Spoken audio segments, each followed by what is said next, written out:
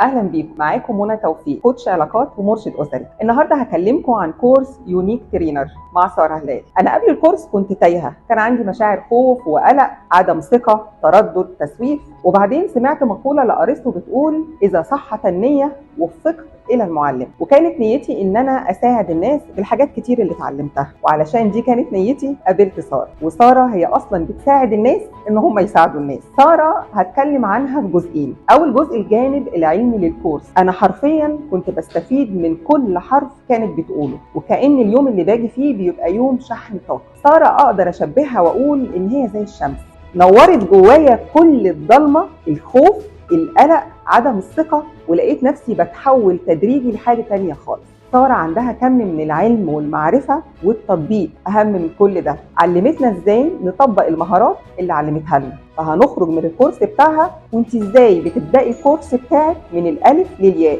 ازاي بتقدري وتتمكني من حقيبة تدريبية هايلة جدا. الجزء الثاني اللي عايزة اتكلم فيه عن سارة الجانب الإنساني بتاعها. توجت كل العلم والمعرفة والمهارات بجانب إنساني مش موجود دلوقتي، حب ومودة وألفة، وكأننا من أهلها، وصبر. صبرت علينا كتير قوي لغاية ما وصلنا للنهاردة، ومعاها تيم أكتر من رائع، كرم، ضيافة، استقبال.